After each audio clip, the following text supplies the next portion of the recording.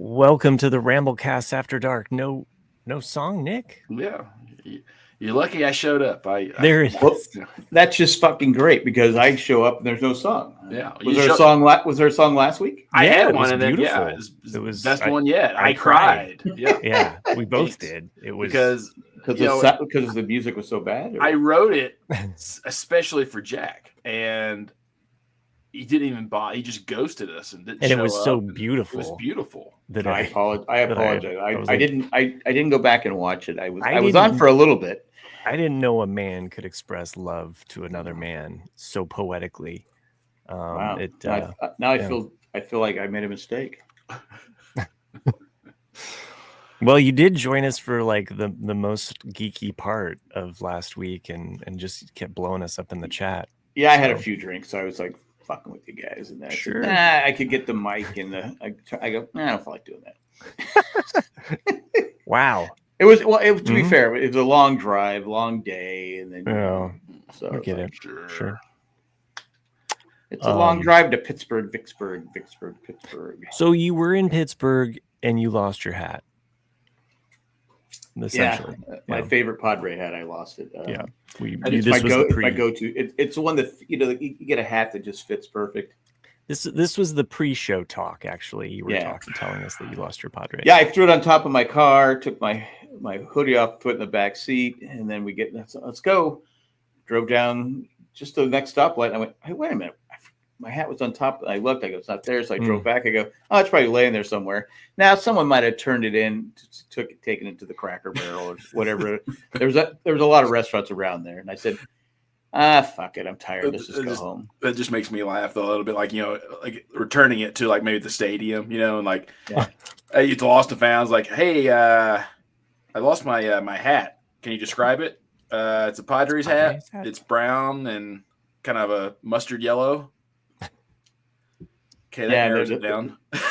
They're just like the inside of the front it's real sweaty. Yeah, it was dirty. I mean, the rim in here, it gets all dirty and gross, but it was my hat.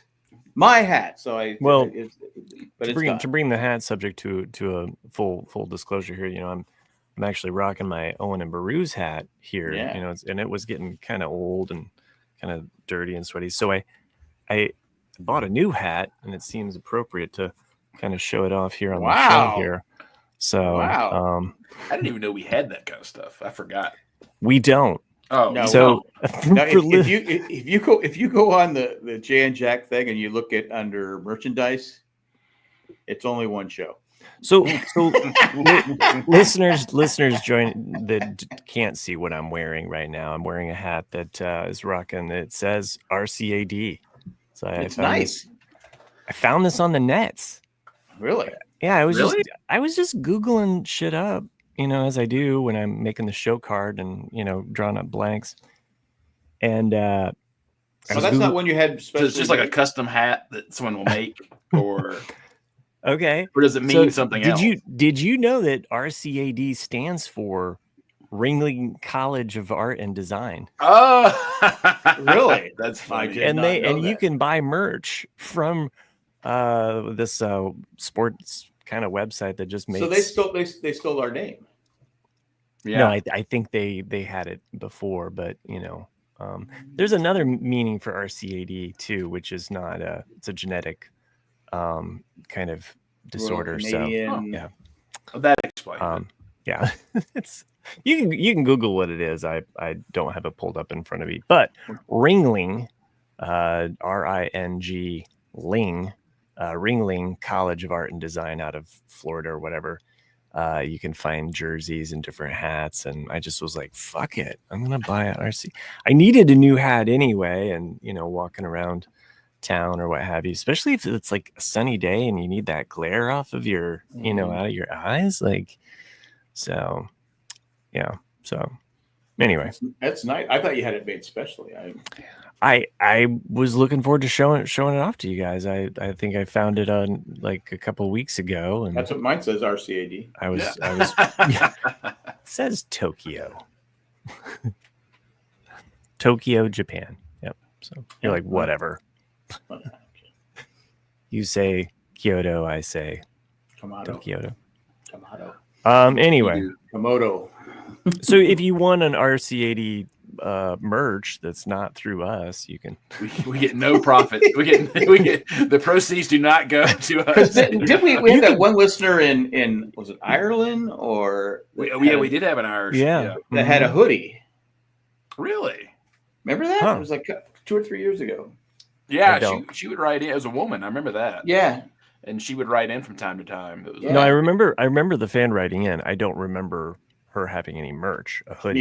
She had a hoodie, I think. If I'm mistaken. I think Rosie. Wow, Sherry with the knowledge here. Rosie, that's Rosie. right. That's right, Rosie. Yeah. I didn't know Sherry. Sherry's Rain Man. So I don't know. I mean, we did for around 2018 or so. We did have merch for Owen and Brews and RCAD. I think a little bit, not a lot. Yeah, I was just on there about 6 months ago. The Owen and Brews one, I actually just went to a website and I think had it. I took our logo or what have you and did it. But this one's gotten beat up over the years, and so I was like, well, we'll just see how this works out. They actually had a more distressed one, but it's kind of not open in the back, and I usually wear them during summer, so I like the vented back. So yeah, I've been wearing my yellow pod. It's all yellow. Yeah, and my grandkids are trying to. I go, no, your hands are no, stop. You can wear the brown one, and the other one I have is white.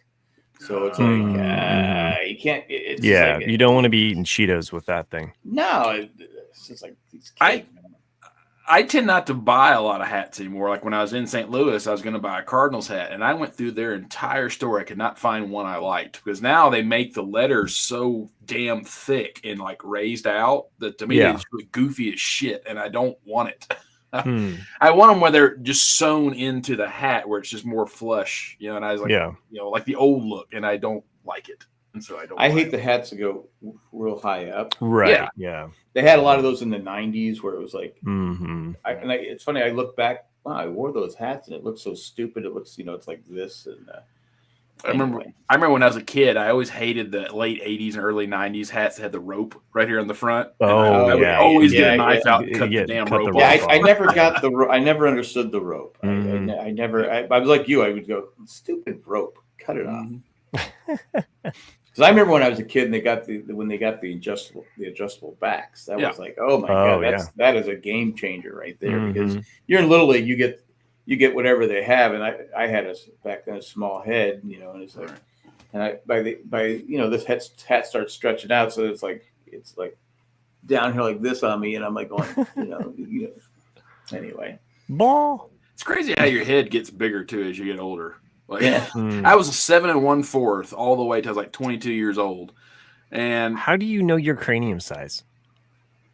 Get the hat size. The hat size. Oh, the hats. Sorry. Yeah, when you buy a fitted baseball hat, they have a size on them. Well, everything. Your ears get bigger. Yeah, your nose cartilage. Gets bigger. Yeah. Everything just kind of. Or it begins to sag. I can't remember what I am now. I'm either 5/8 or 3/8. I think 3/8 or 6. I don't know what I am, but it's a lot. It's a lot bigger than what it was 20 years ago. You hear that, ladies? Big head. Yep. Oh, right. Right. Well, I just, putting that out there. If you're in the Colorado area, if you're single and ready to mingle. Wow. It's good stuff. Yeah.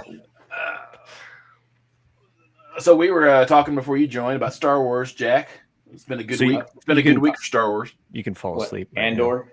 Yes. Andor, and we were also probably going to talk a little bit of Tales of the Underworld, which is a cartoon. Which was also, like I said, we had an awesome week for Star Wars for once. Yeah, because it was May the 4th. We just had that. And, last week we talked about a little bit of our disappointment with the Lego selection that was coming out for May the 4th. So we won't dive deeper into that. However, I will say, I meant to tell you this last week, Nick, I think a really cool, $40 set or whatever would be Mon Mothma's speeder, her car. Oh, her car, yeah. It'd be a nice kind of small set. It could come with Mon Mothma and a driver. I don't know if you could get 40 for it, maybe 30, but I don't know. Yeah. Well, $39.99. That's what it's going to be, right? Because I'm pretty sure I have the only set It's only there's one set that came out in 2009 or 10, and it's Return of the Jedi Rebel base, and it's the only set I think that has a Mon Mothma and a General Lando in it. I think she was in the most recent temple, the Yavin temple, which is trash. Like, I mean, just as a, it's basically a figure set with really poor Y wing I just hate the temple build. I've never bought it just because I refuse. But anyway, back to the TV though. We had basically kind of, they'd be coming in threes, these Andor episodes, and we jumped forward another year. And I still say that I like how things have played out, and I was fucking vindicated. Because there was a character that I was like, she might be force sensitive. I don't know. And it kind of there was a connection. She mentioned it to another character. I guess I missed that part. Bix. Okay. Yeah. I said that because of the dream. I thought. Yeah, well, I remember the character you said. I just don't remember her. I guess I missed that. She was talking about with the healer, and they were talking about dreams. Right. Oh, that. Yeah. Okay. Yeah. Now I know what you're talking about. I was just like, okay, well, I got this is.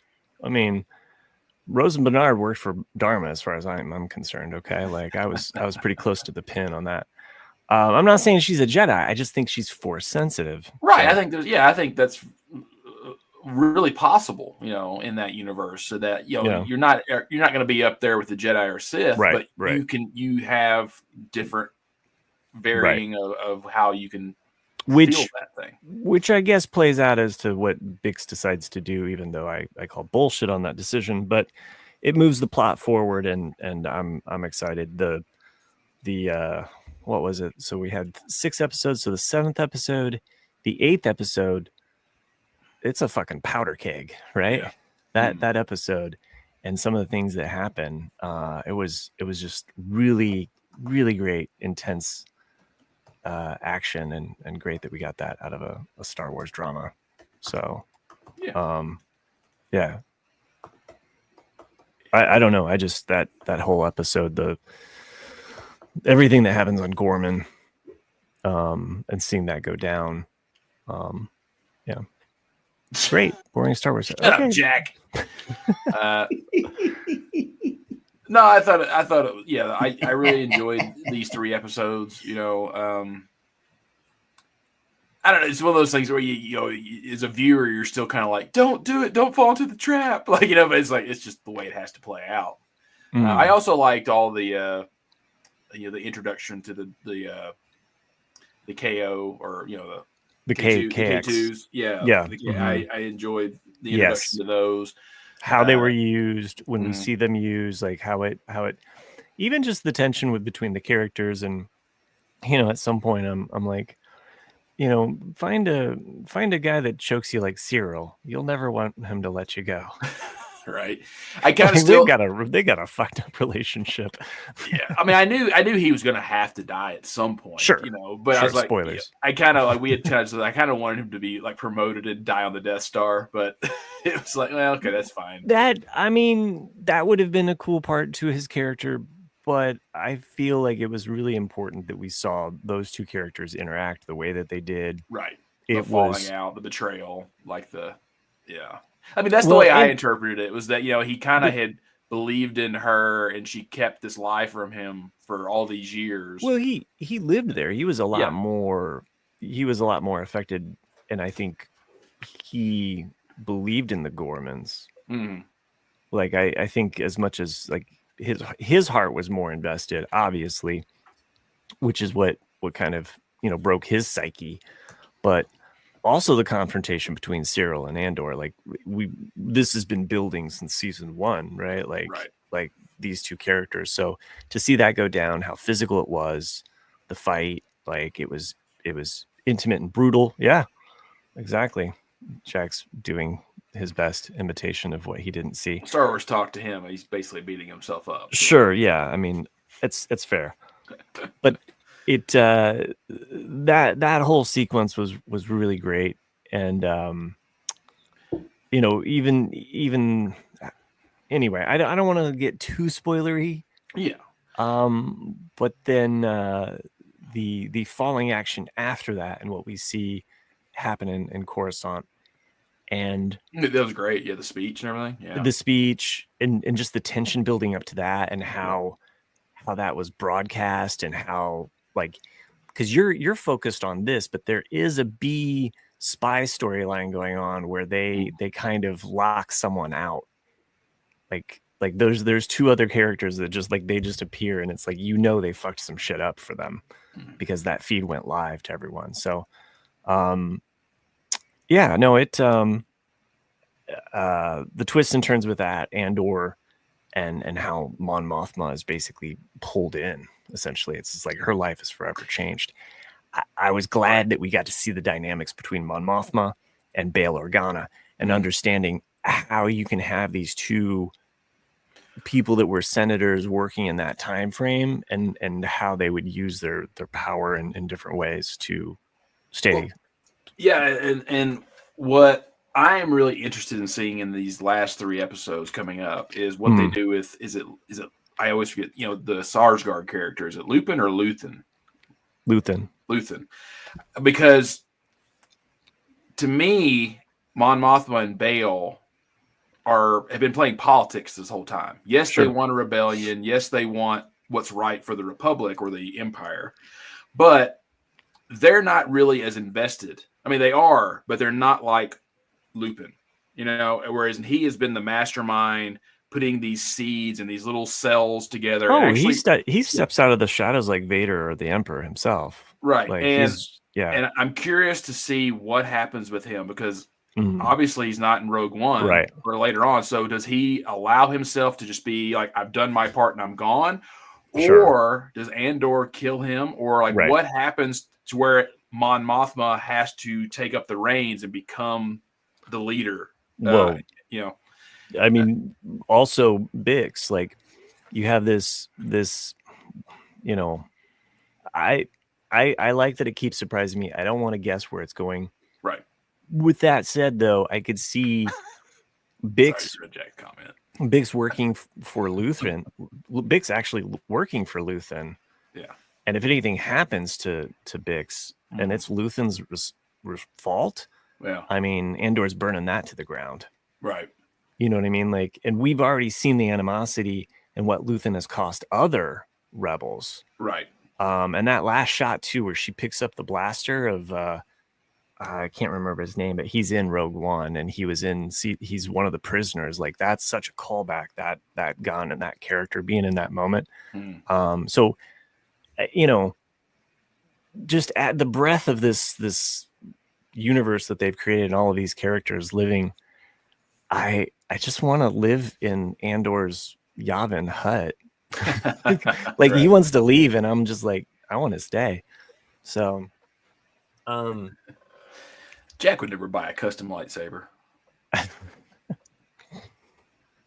Well, but yeah, I'm looking forward to it. I mean, I don't want to see, I don't want to guess where it goes, but I could see certain characters like moving in certain directions, I guess. But I'm glad that they've moved it along. Some of this space that's in between, it's like, we don't know how he gets the U-wing. That's fine. Like, there's clearly a blaster scar that he gets, and that's some stuff that we don't know about necessarily. So, for me, a comic book fan, I'm like, give us some comic book stuff that goes in between these years, or fill out some of the gaps with some other adventures with Cassian. Well, that's kind of like what I started to say before we hit record. I didn't get to, or last week, was that I kind of wanted to see a bit more missions. I mean, I understand this is a political drama, and it's different, which is good.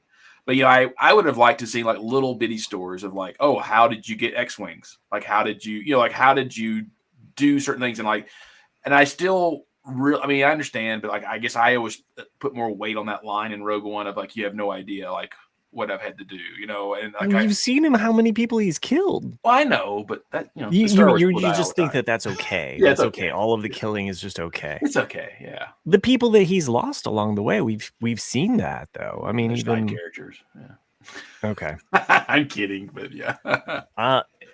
Well, there was one other thought that I had there about that, but we can jump to Tales of the Underworld, which I've only seen the first three episodes. Yeah, those are to me I mean, they're all 6 are good, but the first 3 to me were the better of the 3. It's Star Wars too. Close. Yeah, it's the card. We Sorry, agree, Jack. Okay. But yeah, this was dropped on May the 4th. And for anybody that doesn't think Star Wars is cartoons, you know, you're missing out on some good stories. Yeah. Well, I loved how they started the very first episode, because it picks up right at the end of Dark Disciple. That's what I thought. Yeah. I haven't. I don't think I've read that. I know you've read that. You love that book. It's a great book. And it's definitely kind of on my radar now, because as I've been reading some of the comic stuff, Quinlan Voss appears a lot in the comics as well. So I'm kind of curious to follow his story further. So go ahead though. You're going to say that it picks up after this book. So for anyone out there who might be listening and might be interested in this, you know, the Clone Wars series was originally started when it was still owned by George Lucas, and then when Disney acquired it, they canceled it. And there's basically, I had like half a season already done. They were allowed to air that, and then they didn't do anything. They never were allowed to finish the series until like 3 years ago or 2 years ago, and they just kind of just rounded it out. You know, we're like, oh, let's just put the end of this on. But there was a whole couple of arcs that they never got to flesh out, and one was the Bad Batch, which you know, got to be put in later, and Asajj Ventress, which is this dark character who I've always liked. They had like an 8-episode arc planned for her, and they had kind of put some of it in rough animation, but then they never completed it. And so with those 8 episodes ended up being is this book called Dark Disciple. And it's probably the best of the Disney era books there is, right, as far as I know. That one, and then there's one with Vader and the Emperor Palpatine, which is pretty good too. But that one's really good. And so that I'm not going to tell you the book, but it's a good book. But at the end of that book, that's where this first episode starts, is at the very end of that book. And so these 3 episodes were good. It just kind of shows you where this character went afterwards, and then the next 3 deal with the Cad Bane, who is like a bounty hunter, and how his origin comes about. I kind of thought so, just based on the first image, but we just, timing wise, we haven't. You know, we watched the first 3, and then you know, my son and I we were watching the Andor, and that was so good. So we have plans on watching the other ones, of course. But, you know, when it comes to characters, you're like, okay, Cad Bane, like, we'll come back to that. But, you know, even Asajj Ventress, my daughter's like, we're watching this. Yeah. You know, like that brings her into the fold. And so. I loved Asajj Ventress just the first time I ever saw that character. He loves her. I do love her. Yeah. No, I liked it because it's one of those. Are you an Asajj Ventress cosplayer that lives in Colorado? You imagine. Just shave my head. Jack would fit right in. Yeah. No, I think it's because it's one of those where it's one of the more grounded. I mean, I like that it's constantly a duality with her character. Like, is she good? Is she bad? I also like that it's a character that you could see a regular person being, like the conflict within this character, and that you're not a full Jedi, you're not a full Sith, you're just someone who's really just trying to survive. And that's what I've always liked about the character. And she was with the Confederacy too, so you have that. Yeah. Well, anyway, we won't keep Jack away too long here. What's Jack want to talk about? Baseball? Did you see how good my Rockies are doing? Your Rockies are on fire, man. They've won 6 games this entire season so far. And they got swept in a doubleheader today. Yeah, but the Tigers. Padres are coming to town this weekend. Sorry. We about put you to sleep with all of that Star Wars No, stuff. I'd be fair. I was tired before we even started. Well, and it's hard. It was really kind of hard not to talk about that. And I just finished watching those tonight, so they were pretty fresh. Okay. Yeah. I saw that. I saw your photo. You just caught a foul ball, eh? Caught a foul ball, and I caught it. You caught with it your teeth, bare hand, bare hand, two-handed, cut like this. The Jack. Oh wow! I can't believe it. Well, Jay thought I had picked it up. I said no, I caught it. It was either that or get hit in the face because it was coming. It hit the facade of the upper deck and came back down. And I was like, oh, it's coming right for me. I got to catch this because the 2 games my brother-in-law was there with. And you didn't give it to one of your nephews? nephews? My sister. Huh? And you didn't give it to one of your nephews? I mean, nephews. Your problem is I have 5 grandsons. I have 1 ball. Oh. Now I do have 2 other ones up in my attic that foul balls from the past. I've said if I could somehow get that 4th one, I could give them all a ball. And I said, well, if I give it to one, then everyone else is going to be pissed. So sure. So but I was making fun of because in Pittsburgh they kept dropping them. They were just dropping them, boom, boom. One guy got hit in the face like an inning or 2 before us that went off this guy's glove and hit this guy like bam. Oh wow! So I'm like, don't rub it, don't rub it, don't rub it. And he's standing up like this, going. Eventually he sat down. I don't know if he went like this to rub it, but yeah, it was a good time. A lot of rain. Why don't you want to rub it? In sports, you don't rub it. That's a sign of weakness. If you get hit, you just have to suck it up. Oh, that's okay. old school. I thought it was like a medical thing. No, if you get hit, if you get hit in the penis or balls, something, you can go ahead and rub it.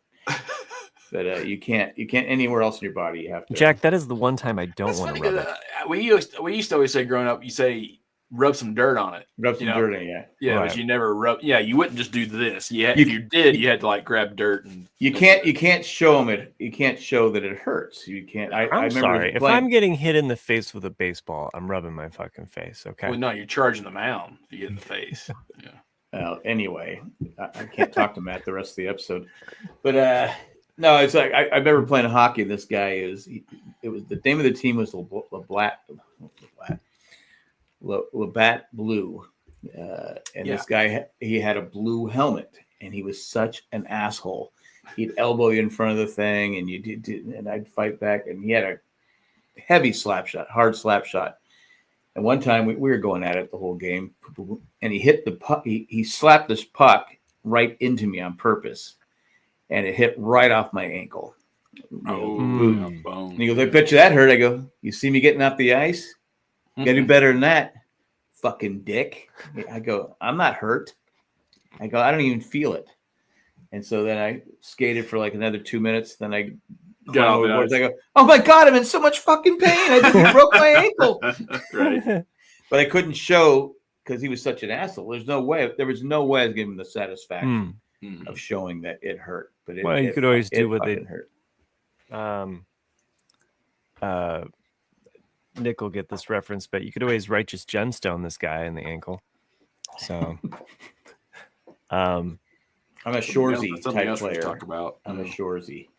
So I. I talk a lot of trash, and so I was looking the goalie, and they're right about goalies. Goalies are not normal. They're not, most players that play goalie are just they're weird. They're different, and they're like drummers. This guy looks like he has Botox, doesn't he? Is he supposed to look that way? Sorry, I didn't mean the actor that plays him out there. Oh, okay. Michael, I think his name is Michael. They always pick on him and right. Sure, but he's a goalie. So goalies, are just not. I mean, anyone whose job is to stop a puck going 100 miles an hour, that's not normal. Your face. With your face. Well, like my brother-in-law says that they're the most sought-after players though on all the teams because Oh yeah, you have to have a good one. And you have to that's have, why well, they're you the have to have a good one. drummers. You have to have a good one also because the gear's so damn expensive that nobody wants to buy it. So it's Right. like, oh, That's you're the parent that invested all that money. Yeah, your kid's making the team. Because Just making my metaphor stronger. I used to have parents who would ask me, how do I keep my kid from wanting to play goalie? I go, let them carry the gear. Right. Because it's heavier than the rest of the gear. I go, rent some gear, let them carry it from the car to the rink and back. And I guarantee you after a couple of times, he won't want to play goalie. Because a lot of kids want to play goalie because they think it's easier. Yeah, they don't have to learn how to skate, but your goalie should be one of your best skaters on the ice. Your better goalies know how to skate because they got to know how to move and go back and forth. Right. So I've seen a lot of kids where they go, I'm just going to play. Yeah, I used to podcast with a guy. He used to be on the Married Man show that became a goalie because really? Mike? He didn't want to skate. Okay. So yeah. I went and watched Thunderbolts on Friday. Oh yeah. And we'll get into that after a commercial break. But I wanted to say this one line from the movie that I thought was really a good line. For once, Marvel had a decent line. And two characters are talking, and they're talking about soccer, but same kind of principle. And he said something, I forget how it got set up, but he goes, I was so proud of you when you wanted to be goalie. And it wasn't because you wanted to be goalie. It's because you said, I want to be the person on the team that when someone makes a mistake, they know they can count on me to correct it. And it was like, that's such a good line, like, yeah. And I was like, oh, that's a cool part. But anyway, let's go ahead. Goalie is one of the most important. You can't win without a good goalie. Let's take a commercial break. Yeah, I think Matt Treese saw it a few days before I did, Thunderbolts. It's a solid 80 or 82 out of 100, in my opinion. The first two acts are pretty good. I got some good humor to it, a lot of nice team building, and solid. The third act, I don't want to spoil it at all. Okay.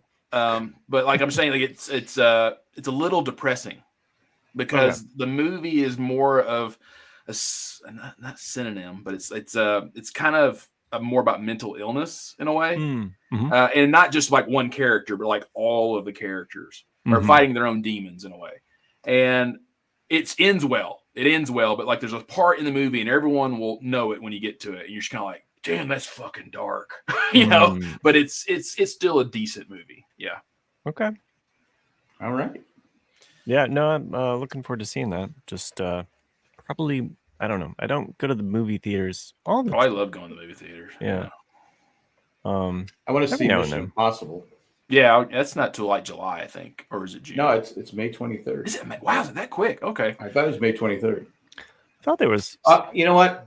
I'll go. Actually, I think you are right. Yeah. I'll go send Tom a message to double check. But yeah, you should. I'm excited about the Fantastic Four because it's got that 60s, early 60s clean vibe. I don't know. There's like something style wise that I really enjoy about what they went with that. It's very retro in a kind of cool way. Well, so I always thought that would have been, because like to me, the Fantastic Four is always it's kind of like the X-Men. It's kind of a standalone thing in the Marvel universe. And I always felt that like if they were going to do the Marvel universe, have Captain America and like the origin of the X-Men's in the 40s, and then have like that First Class, even though that's not part of the Marvel universe, have First Class in the 60s, but you also have the Fantastic Four in the 60s and 70s and 80s leading up to the era that we have in our modern time. So I would have liked that if he would have put every Fantastic Four movie in the 60s or 70s. I think that would have been cool. But yeah, I mean it definitely comes. It's the first. It's technically Marvel's first comic is the Fantastic Four. That's what kind of launches the whole ship. And what makes it unique at the time is that they weren't a superhero team that was actually getting along together. They were more like, You got 4 egos. yeah, pretty much, like kind of all like sniping at each other. There's, but then they come together, and then so that was kind of a unique approach, that they were heroes with clay feet, quote unquote. But it's because DC was number one at the time, and Justice League of America was really popular because that was a super. And Flash and Green Lantern were actually kind of more popular than what Superman and Batman were at the time. So it was really like Flash, Green Lantern, and then we'll bring along these other guys. them, Superman, Batman. They're cool. They can be, right. Wonder Woman's there. So that, and it was making DC a lot of money. And the quote unquote story as it goes is that Mo Goodman from Marvel was with Jack Leibowitz, who owned DC, and they were out golfing, and Leibowitz had told him that this superhero story was making him a lot of money or whatever. And then immediately Mo Goodman goes back to the offices, and we're making, superhero. You don't come to Vegas and mess with Mo Goodman. That's exactly what I thought too, Jack. I didn't say it though. So he goes into the office and basically tells Stan, Mike, we need to make a superhero, group, team up, and then he kind of pieces together these old, so like, because the Human Torch had came out way back in the 40s, but he was a villain, so they kind of redid him as a kid, and Johnny Storm and that whole stuff. So anyway, sorry, comic book stuff, but so over the years, though, they've really tried to push Fantastic Four in different iterations, because it's always been, I think, Stan's, before there was Spider-Man, there was Fantastic Four, so it was really kind of, and where that's kind of missed out, Avengers really kind of cleaned house and kind of, I think brought the whole kind of Marvel story, like at least in the movie sense, up a notch. Where Fantastic Four, like, kind of bringing that to life. It almost seems like you said, Nick, it deserves to be in the 60s or a different time, or evokes a different era almost. So right. That's what I would like, and I agree with you, like that. I like the 60s kind of uniforms. And I don't think they're going to keep it there. I think it's going to be one of those things where it might be there for a little bit, and then they'll leap forward another time. Yeah, I think. If they're going with the Secret Wars storyline, which essentially pulls together, and then that's where I use the whole pastiche kind of thing. But if they're going with that aspect, I could see this movie ending with, or in one of those like little fade away trailer things at the end of the movie, bonus scene or what have you, is that it's Reed Richards walking up to one of these structures, and then he gets zapped and he disappears, and you don't know what's happened to him, but really he's been taken to this place by the Great Beyonder to kind of, and we'll see other storylines maybe be pulled in some kind of mysterious way, and then they all meet in this kind of war planet essentially.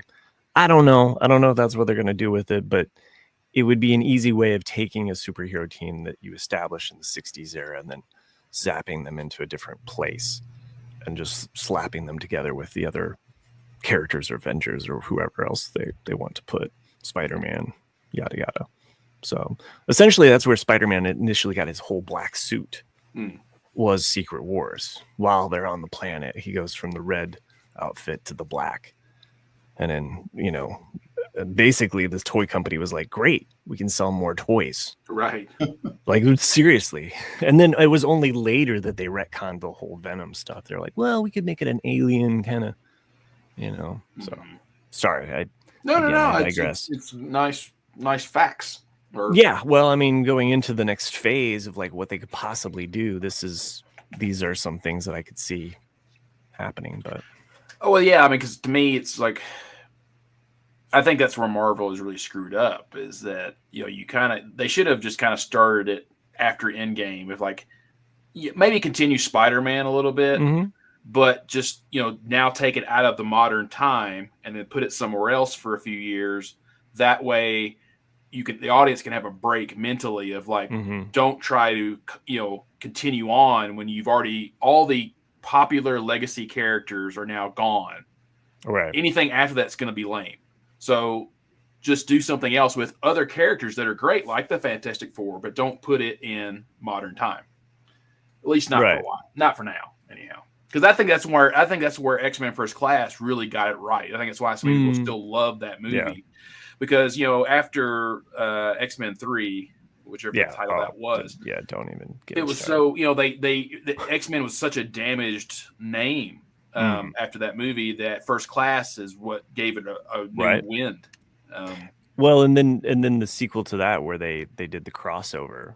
I mean, to me, that was like another great crossover. That's on the level of Avengers 1, to me, is where you have two X-Men groups coming together in a timeline, with a slow motion thing and that.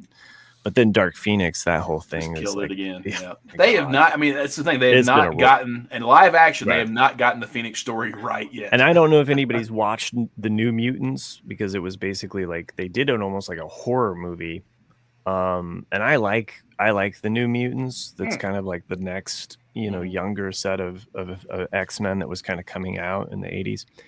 I like those characters. I think they're kind of fun. But the way they did it, it is totally like a different tone altogether, like a horror movie, essentially, a suspense. And it's fine. It was just kind of like it goes nowhere. Like I almost think they could have just done it as a 6-episode show or something like that, but it just goes, it was unfortunate. It's like, I think it was 20th Century Fox just kind of squeezing out as much as they could with the title before they lost their license. And then it's the same as with the last Fantastic Four. Like everyone knew it was going to bomb, but they still had the rights. So it's like, oh, let's make some money. We'll just milk the cash cow. It doesn't matter if it's crap. So anyway, Jack, sorry, we're total geek. No, I've been just surfing the web. Well, one other thing that you probably haven't watched is Righteous Gemstones. This whole series came to a conclusion. Ended it's on my list. Okay, it's it's a good series, Jack. It's only 4 seasons. Was it 3? 4. It's 4. Yeah. Yep. HBO, right? HBO. Yeah. Okay. And I liked the season. I mean, interesting how the Bible played into it in a way, and that last song with. I figured it would be a red herring, or a red wine. Oh right, yeah. No, I figured. Because it was such a key thing in that first episode. It was like, okay, this has to come back around at some point. But no, go ahead. Yeah, no, I mean, just that whole, and you had texted the group about it. I think you and I are the only ones that have watched all of this, but that whole last sequence is like, it goes in some places where you're like, oh shit, like did they see that coming? Yeah. Yeah. But okay. I mean, it was a fun ride, and I don't want to spoil anything for it, but it's worth a watch. It goes in different places. The show, I feel like, goes in different places that you don't expect, and sometimes it feels like it's a straight on parody, obviously, of church and God, but in other ways, it's sincere. Like it has its sincerity. So I don't think it's completely, if you're going into it as a Christian and you think, I'm going to hate this because it's making fun of my faith, I would say that there is some sincerity in what they're presenting. And if you're going into it as a non-Christian person, you're going to enjoy the parody of all of the hypocrisy that they're making fun of. Right. I don't think of it as a religious show. No. Because if you do think of it as a religious show, it's sacrilege. A lot of it is. I think of it like all 3 of his shows is that he's being a caricature of the extreme of, I don't want to say privilege, but of the arrogance and of those, it's an athlete of different characters. Yeah, it's an athlete. In his first show, it's a vice principal, and the next show, and it's the son of a famous preacher in this one, and it's just how all three of these characters are arrogant, spoiled, and don't really learn from their mistakes. And Treese, you put it well. Ultimately, I don't think it's anti-religion, and I guess that's what I'm trying to make the claim is that if you're thinking one way or another on it, but it is funny. And you can't deny that there are people like this. So the only slight criticism, and of course you can't tie up every loose end, and it's a minor character anyhow, but I would have liked to have seen some closure with one of his sons, like especially the one that's trying to be a preacher who is so bad. I would have liked to see a little bit of that. We only got a little bit of that, I felt like. You did see him get some confidence with his other brother, which was nice, but I sure would have liked to have seen him. Sherry, we're talking about The Righteous Gemstones on HBO Max, four seasons with Danny McBride. Kind of, it's really, he's one of the main characters in the show and directs and writes quite a bit on that. So, and if you've seen some of his other stuff like Eastbound and Down or Principles, with Walton Goggins, he's also in that as well. So, and it's funny. I've been reading about. I've seen 2 articles about Goggins lately, which are interesting, and I could see it from his point of view. Is certain actors who take their craft very seriously, and other ones who don't take their craft very seriously, and he's very careful of not saying a name in interviews, and people want to ask you about, well, what was it like to be on White Lotus? What's it like to be on Fallout? All this like that, and because apparently Justified, apparently he and the actress in White Lotus were friends early on, and then they are not friends now. And so someone has been asking him about it. He's like, I'm not talking about it. I don't want to talk about it. Of course, that just makes them want to talk about it even more. But he's like, no, he's like, I'm not talking about it. But the article I was reading about with him was, he said one of the actors, like one of the men, he said, because I wasn't mean or anything. He goes, when I read a script and when I am becoming a character, he's not a method. He goes, but I want to put myself in the place of that character while I'm filming because it helps me stay in that character. He goes, so in White Lotus, my character is kind of a loner, and he's kind of a guy who is very closed off and doesn't want to talk about anything.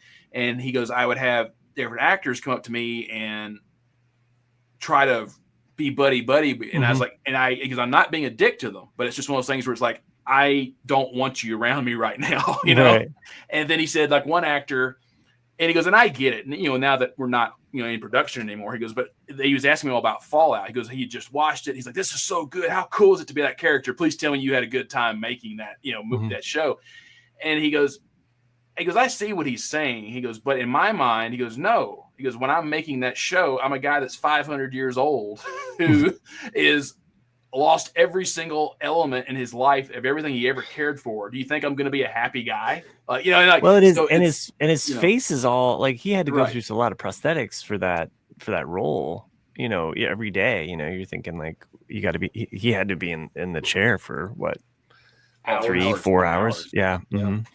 But it's just interesting because I can see it from both actors' point of view. Right. And I'm like, oh yeah, I get what you're saying there. Mm-hmm. Well, I think some actors they can just turn it on. They don't need to be the method actors, but you have guys like Daniel Day-Lewis and other actors. They want to be called. You call me like I'm Abe Lincoln. You got to call me Lincoln. You got to call me.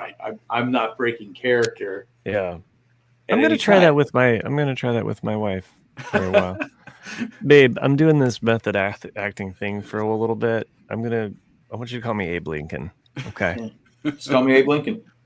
I'm in a play. Abe Lincoln. I'm just saying there's actors that are just like that. Some actors they can just they just I think Nick and I talked about this last week, but or maybe we've just talked about it and I was drinking. But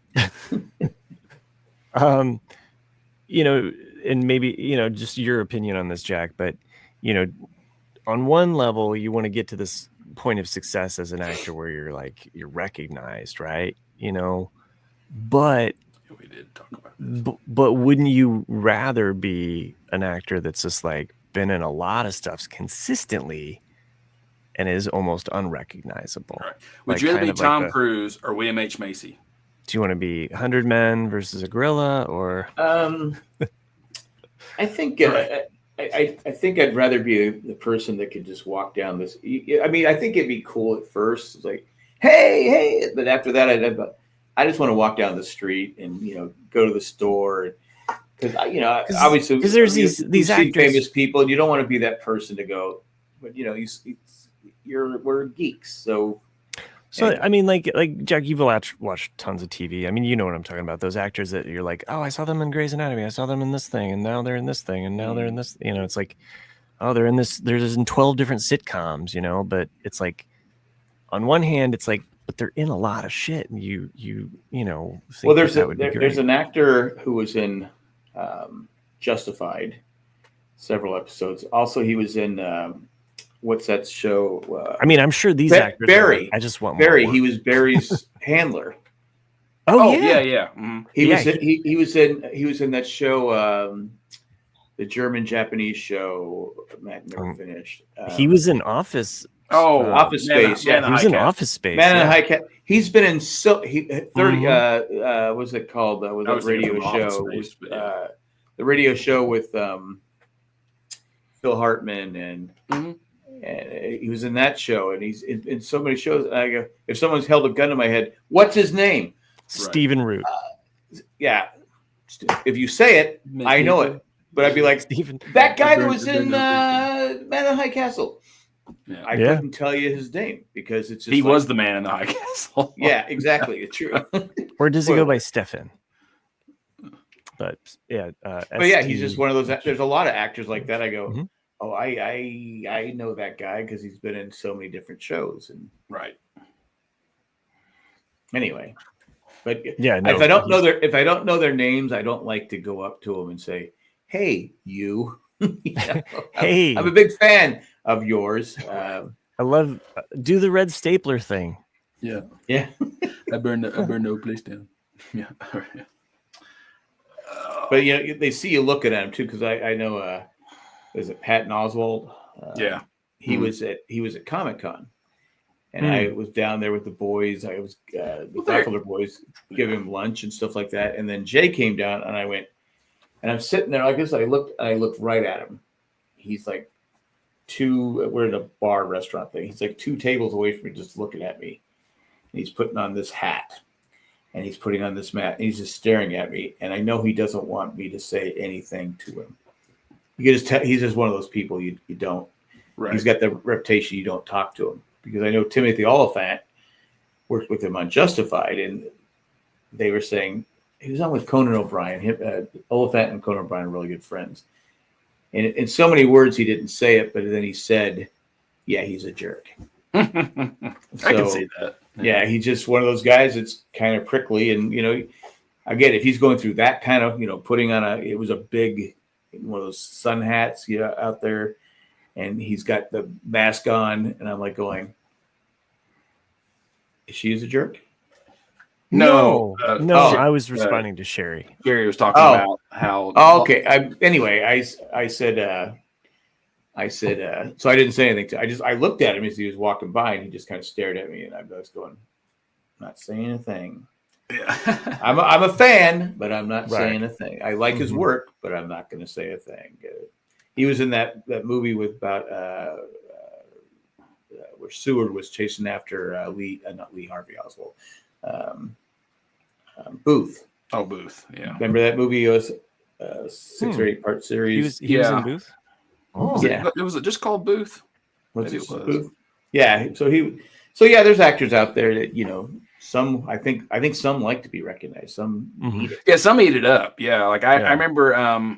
Is it Rachel Weisz, the actress that was in like The Mummy, and that I read that about her, that if you don't recognize her, like if she's on a plane and you're sitting next to her and you don't recognize her, she actually gets upset, which is weird to me. But maybe Amelia Clark does too. Well, no, Emilia Clarke. What Sherry's trying to say here, because I know the story as well. Like, because Emilia Clarke, the Game of Thrones is what made her famous, but her natural hair color is dark brown. Yeah. And so most people think that she's got that white-ish blonde hair. So when they see she'd be walking on the street with another Game of Thrones actor, they would recognize the other actress or actor and not recognize her because it just looks that way. I can be sometimes I can be woman face blind by the color of the hair. I'm like just that like it's amazing. I'm guilty of just like I didn't recognize you. It is amazing though how hair can make or breaks people. Like, I've seen women straighten their hair, and to me, they look very. Yes, we get it, Jack. We get it. Well, you're talking about hair. It's what else am I going to do? It's like listening to Star Wars talk. So, I mean, all you have to do is just cover this part of your face, Jack, and take it off, and there you are. You're Vader without the helmet. Yeah, there you go. I was people want to be recognized. I was at the after party of the Lost, the video. I'm drawing a blank on the name, but the documentary. Bailing was there, and she really wanted to be recognized. Yeah, she was getting upset that people weren't coming up to her, and I'm like going, "Well, you're a little crazy. You're a little wild." Yeah, she was a little drunk because she was with the actress that played Ben's daughter. Tanya. Yes, she was really nice and stuff like that. But she kept saying, "Hey, here's Bai Ling. Here's Bai Ling," and people are like, "Oh," yeah. And she's like, I was like going, "Sorry, but you're in like the worst episode." Yeah, I mean, it just she was hurting to be recognized. But sure, she's always had bit roles. I mean, I don't really understand what her claim to fame is though, because she was in The Crow, and she's in like little wearing almost no clothing. I think right. That's what her thing is. Well, I mean, if you got it, you got it. But I'm just like going. But I did notice that I was like going, "Oh, okay, all right, yeah." Yeah, I mean, I think it just depends on the situation. If you're at Comic-Con as an actor, you're going to get recognized. It's like when you remember, like when I was talking to Evangeline Lilly, she was kind of tucked away behind that desk, and I walked up to her, and I was really polite. I said, like, "Hi, I don't want to bother you. I'll leave you alone if you want." That's not what you really said. I heard what you said. "Hey, baby." I said, "Hey, baby. How you doing, baby?"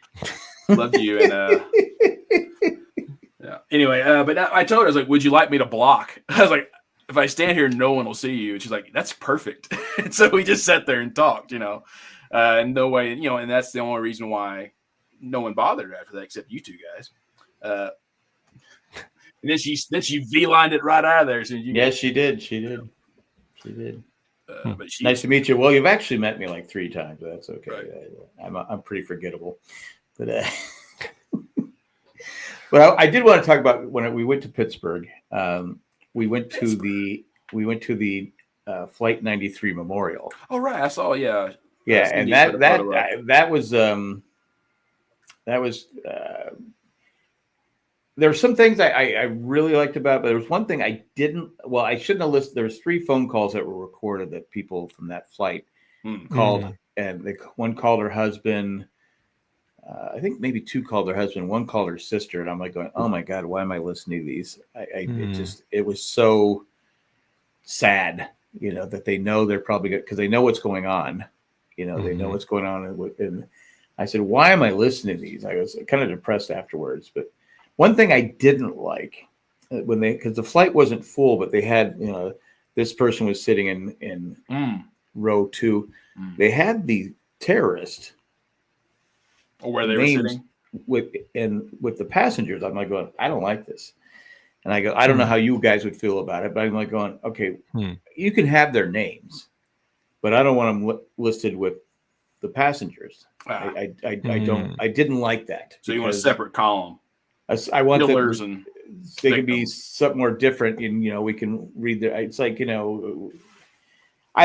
don't know how you guys feel or people in the chat. I personally didn't like that. I go, really? Their names are with them, the victims. I go, why? Yeah, I don't know. I don't know if that.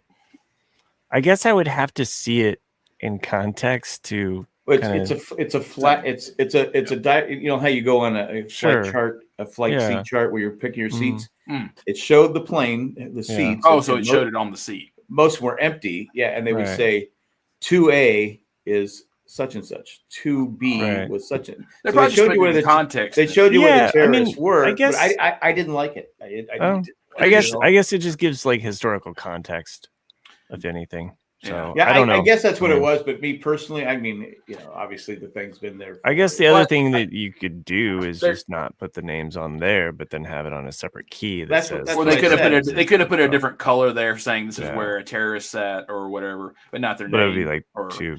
I guess A, because like so. I'm thinking because the only one I've been to is the Oklahoma City bombing one, and what they do to kind of give you an idea is they put chairs out there to say like this is where this person was sitting. This is where, you know, and like so it's all just to kind of give you a frame of mind of like you could have been sitting here and then this person is sitting here, you know. And, Yeah. And so that's where I see that. That was the only thing I didn't like about it. One thing was they had the where the crash site is. You can't. They have a they have a wall going around. It's a small wall. You can see the crash site. But I was listening to this guy that works there, an older guy, and he was saying they only got 8% of like pieces of a tooth or piece of bone. 8 of the 100%, only 8%, and they were able to find one of the terrorists. They were able to identify him from his DNA, and they found his credit card. And so, and they used that in the trial for the. Or the credit card was placed there. Yeah, maybe, I don't know. But it's like then the guy asked the question. He goes, "So the other 92% is so the terrorists are in with the victims." He goes, "Well, yeah, they incinerated. I mean, they just, Sure, right." He goes, "There's really not much they could have done." The guy goes, and it was an older guy, and he was like, I go, again, you wish that wasn't the case. I go, but really, what can they do? Because it's dust. Yeah. And the guy was kind of like, well, I don't think he was getting it.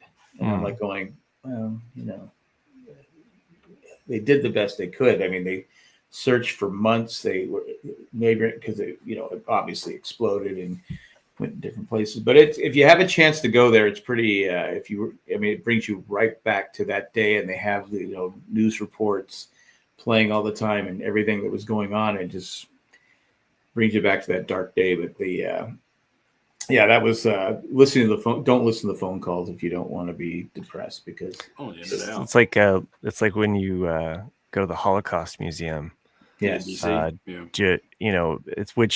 worth a visit. Everybody should see it, but the children's artwork, that leaves a lasting, and the shoes. The shoes to me was the one that hit the most. And then walking through the train car. Yeah, the shoes to me, because those were the actual shoes and the smell of the shoes, and you're like going, "Oh my god!" Yeah, they have shoes. Anything like those things, or because I've been to 9/11. I mean, the one in New York, it wasn't completed yet. But it was, it's just sad how people treat other people. It's just when you get into a certain position, Jack. It almost looks like because you've moved your arm in a certain position. And the picture behind you. Like you have a very with your backdrop here. You have a very similar. When you're trying to do it, it doesn't work. It's just casual. It's this casual lean that you have, and then you kind of So that was it. That was interesting. I'm glad I did it. Did you do anything else fun on your went trip? Went to the Heinz Museum. Yeah. It's where ketchup was created, and that kind of ketchup. It's not where it was created. Well, I know, but it's where it was perfected. It was invented. It was the first in flight. The first ketchup based ketchup. Well, ketchup squeeze bottle. And it's funny as they're showing. That's funny you mentioned that. I'm watching these old commercials, and they're doing the anticipation one. Anticipation, where it's coming out really slow. The next commercial is, look, we got squeeze bottle. I says, we're kind of defeating the purpose here. It's like, oh, here we're waiting like 6 years for this ketchup to come out. You got to hit the 57 50, yeah, and that was They the made you- slogan they- for a long time. Was like something like patience or something like they made it you was- they made you like Anticipation. as Yeah, opposed to, and here's what you do with mustard. Who doesn't do this? Like if you've got nice mustard, you just put the spoon in there, the knife. right. It's like I it's did. like, I did that with the ketchup. I mean, Well, sure, you all right, put the- all right. put I ain't the- got all day to. My hamburger's getting cold. Let's go. ain't nobody got time for this shit. My dad was the biggest resistor to any kind of squeeze bottle, which I think is just so weird because like he gets mad when I buy like mayonnaise in a A squeeze. squeeze bottle. Yeah, because like, he's so used to getting a It knife makes out and life. spreading it. It makes you know? life easier. It's so much easier, yeah. And he's just like, wow, I like it in the jar. I'm like, well, I'm not from the 1960s, Dad. You know, Yeah, it was funny. They were showing an old commercial. They go, God, I remember that. If they one." don't make ranch dressing in a squeeze bottle, they're missing out on a fucking opportunity. I think they do. Yeah. I think they probably So. do. Yeah.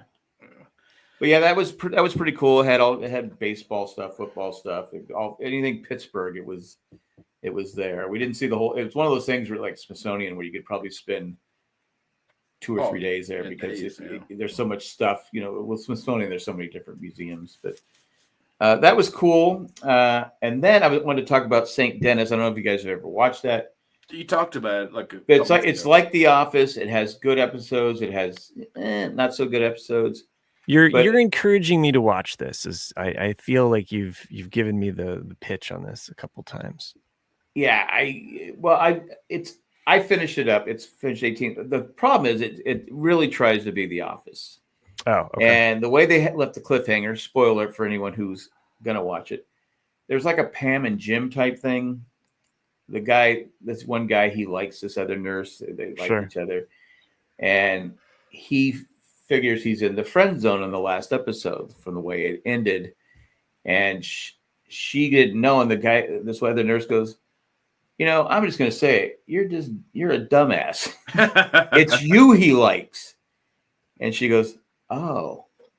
So I think what's gonna happen is he's gonna go ask this other girl out that she told him to go. Oh, we know it's that because they asked her what's your type. And then they'll girl. prolong it for another season. Yeah. So what they're gonna do is they're gonna have it's gonna be a Pam and Jim story. I guarantee it. I'm like, come on, can't we just be our own show? Right. Sure. Well, that's what I'm saying. I think that's where it's kind of like we talk about with Cheers. I think the whole will they, won't they is just tired. I understand every generation has a story like that, but it's just like, how many sitcoms can you make where Ross and Rachel? Yeah, exactly. Ross and Rachel, and then Big Bang Theory, and all of them have that. Right. The one show though, Ghosts, you don't have a will they, won't they really. And recently, Jack, I just wanted to bring up Ghosts because you were talking sitcoms. I'm 4 episodes. I'm 4 episodes behind. But... Okay. Well, I'm not spoiling anything, but I'm actually finally caught up. Like I think I'm one. The final episode was last night. Tonight. Okay, so I'm maybe 2 episodes away from the end. So we're in the mix though. Okay. But I've been enjoying it again. It got better. It got better, and I was just giving it another chance. But here's the funny thing though, because we all have our shows that we'll kind of put on like around the house. Yeah. Well, I was doing some grading, and I just was like, I'm going to put on Ghosts, and that way my wife doesn't put on one of her shows or something. and she doesn't watch Ghosts. She hasn't watched it from the beginning, And so I'm just working away, and then she gets sucked into it, It's a show that like, and then my daughter sucked off. No. Okay. She didn't get sucked off. And nobody got pulled down. Nobody got sucked off? What is the other one? What is the other going down? Going down. Yeah, going down. Yeah, nobody got anything going down. But anyway, so what was funny to me though is that it's a show I casually watch. None of the other family has seen, just randomly they've seen episodes, but they're all intrigued by it. Went down on us. Okay. And my daughter even like she'll be like, oh, you're watching Ghosts, and then she'll like kind of start watching it. I'm just like, we could watch this show, at some point. Like my wife was like, I'm sure there's a Christmas episode, let's see if the Christmas episode. I'm like, seriously, guys, we could start from the beginning. And no, that's too much to work. That's how I got sent. I watched like 6 or 7 episodes. I go, I think you're gonna like this. Yeah. So I went back and watched it again with her, and she got caught up. But I mean, I don't know why, but my wife was a bit more apprehensive with the show because I think she just thought it was going to be too dark or too like morose or too like dealing with it's the not dead. like it's not like the British one. Yeah. You think the British one is that way? I watched first season. I thought it was a little darker. I mean, go ahead. I mean, we've lost the guy. we've lost the guy that is with no head. I mean, he just doesn't exist anymore. Right. But I mean, it's all in like humor. There's nothing I think too. But you were gonna say something, Nick. No, I was just laughing at Jack's image because it totally does look like he's got like a sling on and like he's just holding his arm up. Oh. Like, but yeah, it did because I don't know if we ever talked about it. There was a couple episodes of it. Yeah, Matt's right. This show is just, and Cindy was saying too, it's not as funny. And then it got a little better. Was it last one I watched? Somebody else could see the ghost or something like that. And Jay was getting mad that he couldn't see the ghost. Maybe I haven't seen that one.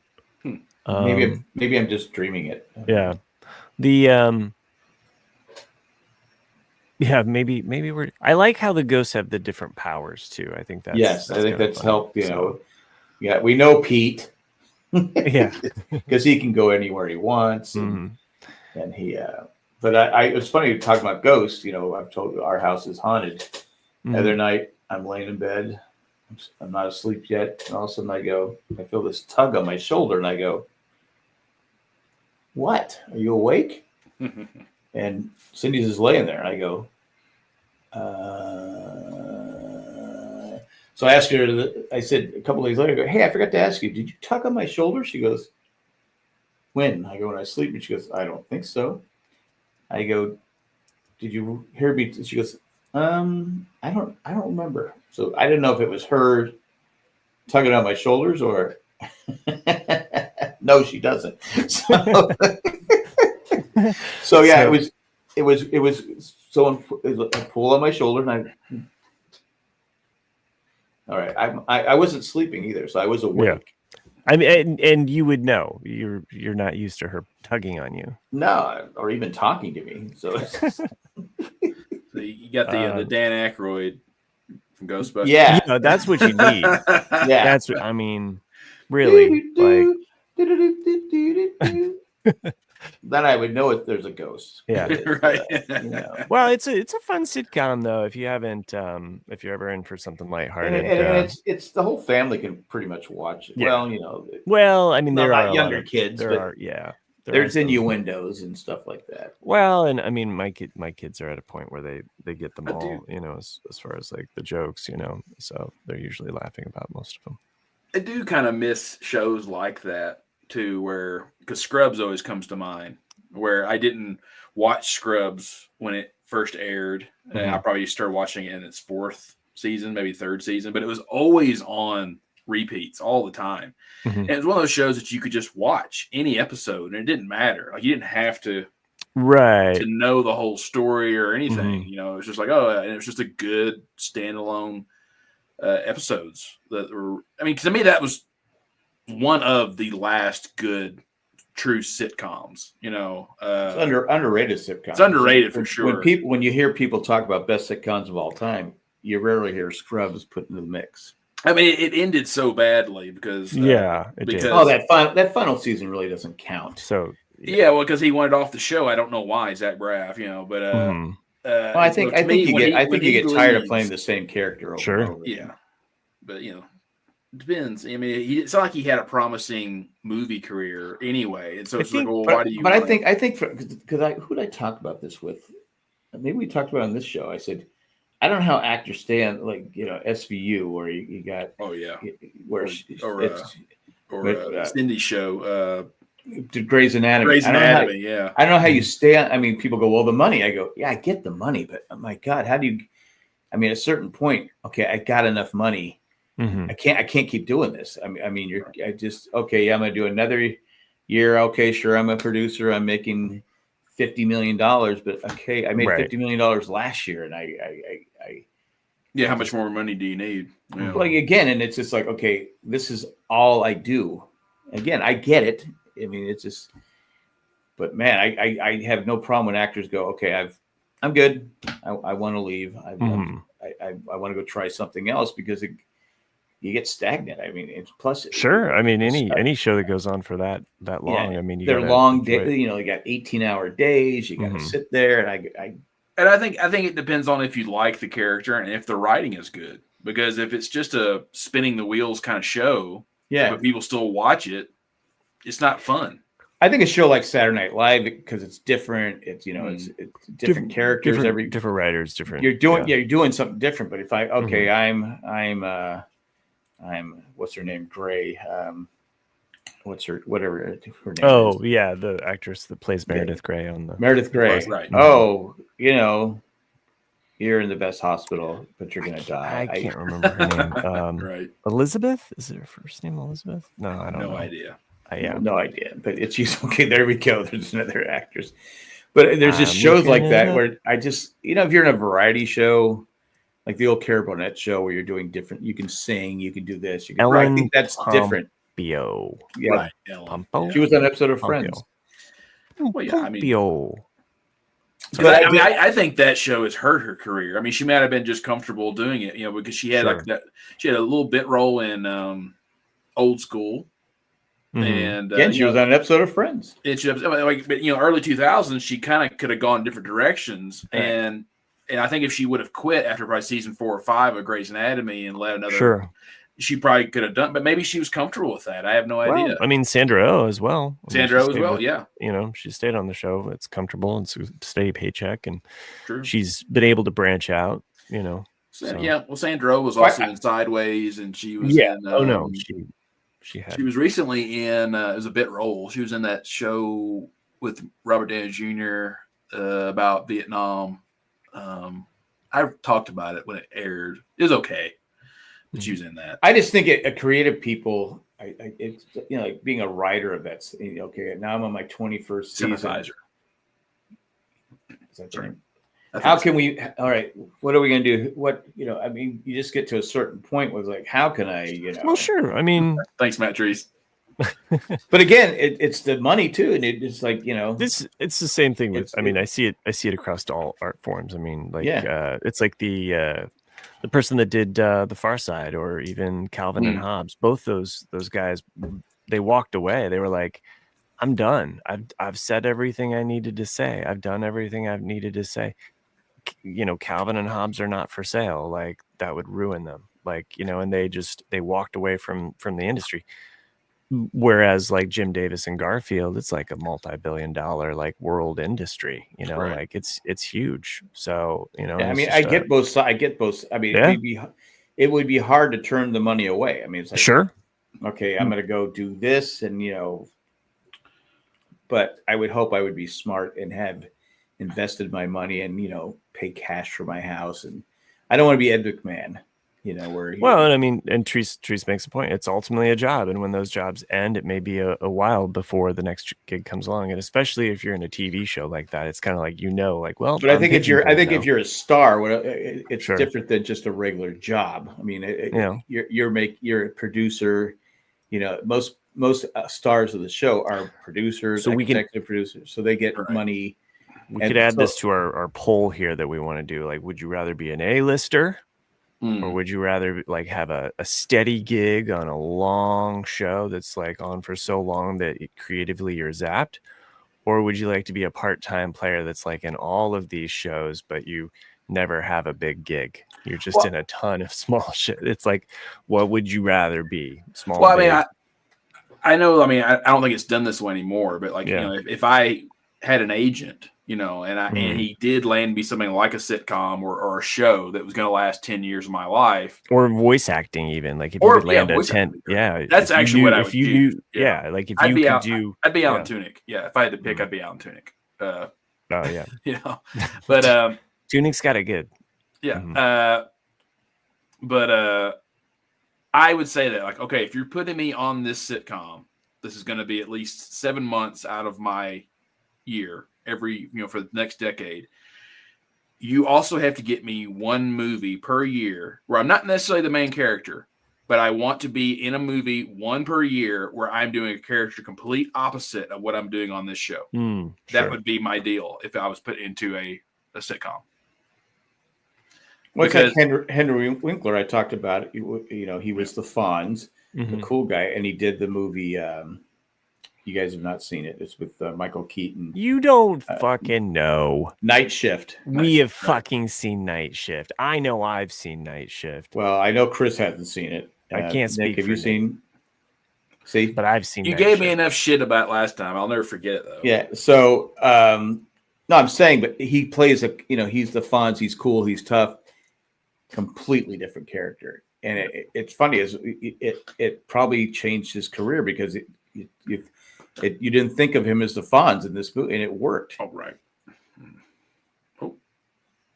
Oh yeah, yeah. With Shelley Long. really though, Shelley Long, Michael Keaton, Henry Winkler though. Covers of the Henry Winkler. I've always appreciated that he's a very humble and nice guy, and he always gives Adam Sandler 100% credit for reviving him in Hollywood. But because like no one. Oh, Waterboy, and then he also was like he's been in 2 or 3 of Adam Sandler's movies. Whoa, boom. Could see Shelley Long in her underwear. Because I think Adam Sandler said, "No, I think the perfect person for this is Henry Winkler, for this kind of role." And but anyway, I think I always like it, those kind of stories where it's the same as like with like Robert Downey Jr.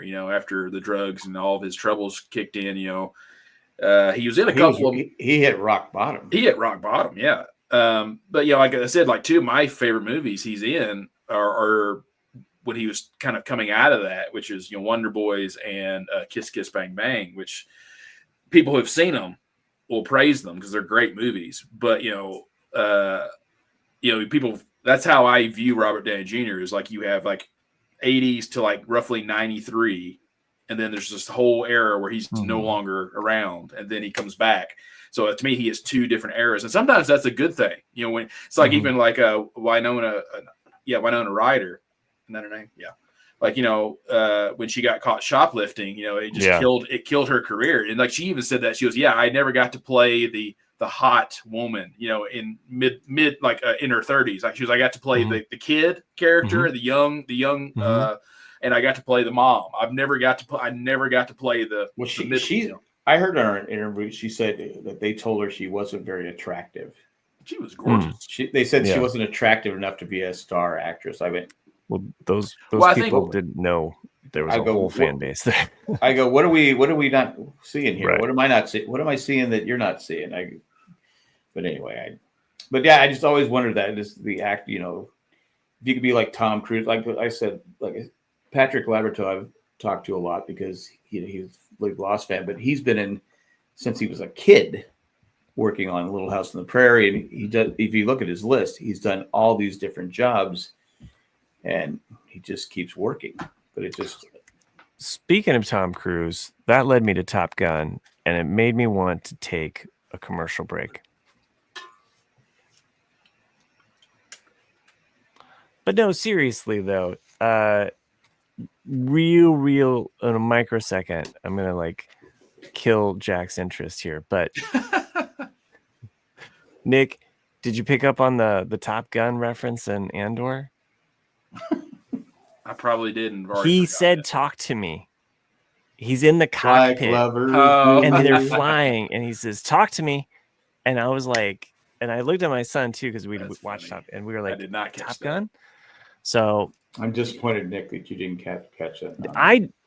Look. Well, I think if I'm wrong, it's kind of out of context. You're probably right. Yeah, it's just kind of thrown in there, but I do feel that it's a Top Gun because he's in the cockpit when he's saying it, and he's kind of flying. He says, "I feel the need."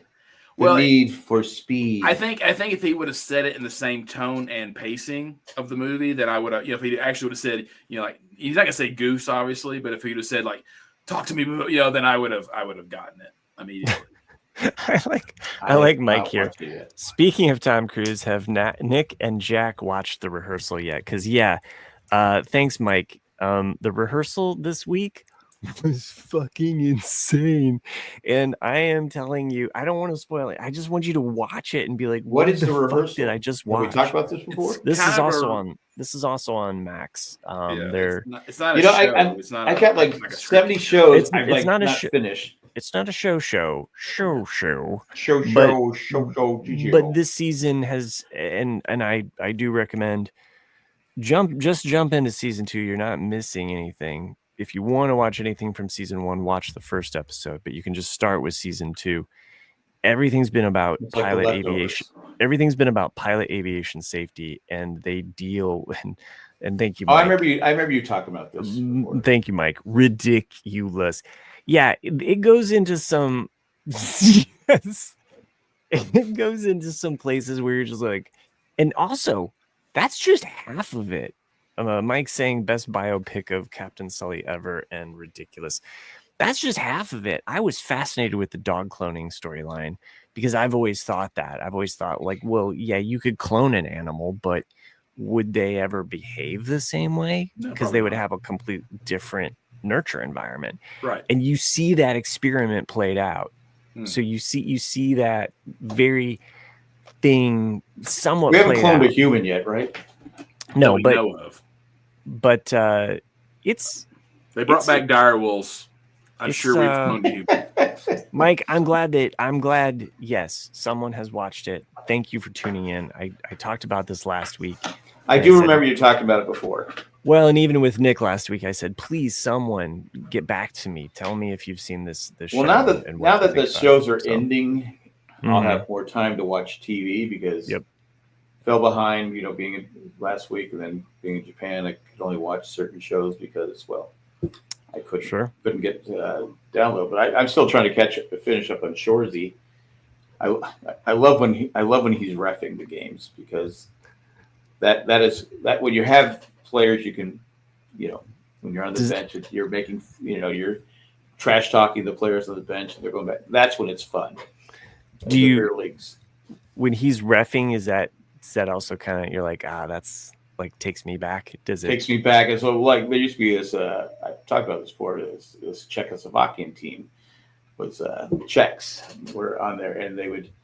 And one guy, he was such an ass. He would just complain. I go.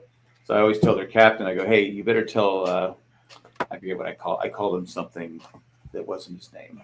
I said, tell him to scream at me in Czechoslovakian, not English, because one more word out of him in English, I'm going to kick him out of the game. And then and he I go, thank you. I am reffing great. I am doing a great job. Thank you. Thank you. And I was because I do like their bench would laugh, but this guy just every call. Right. There's one call where he shot the puck and went over the net and went on. Well, I didn't call it no goal. I'm at the blue line. Yes, exactly. The other ref called it no goal. He came and started screaming at me. I go, why are you yelling at me? I didn't wave it off. He did. I go, okay, yeah, whatever, dude, whatever. So yeah, it does. Fuck you, Shorzy. Fuck you, Joe. Yeah, I was with your mom last night. So I do like when Shorzy's reffing. I do like that part. Yeah, those are some of the best because they're not important, but they're hilarious. No, it's just hilarious. Kind of a buffer between whatever the next scene's going to be. And the last one I watched was the trivia one, where the gyms are just down. The gyms are just not. They're not in the zone. Oh right, yeah, okay. Because they lost their ace in the hole trivia partner. Right, so they get the goalie. And Georgia goes, I can't do it. I'm the fucking stupidest person on this team. Right. Anyway, Shorzy, I do like it. Yeah, Shorzy's good. Yeah, I mean, it's hopefully more people will watch it. There's a lot of shows, kind of like when we talked about Heels. Yeah. I would hope that Heels gets picked up because it was a good show. Mm-hmm. And Shorzy as well. I mean, because it's like Chris and I talked about, like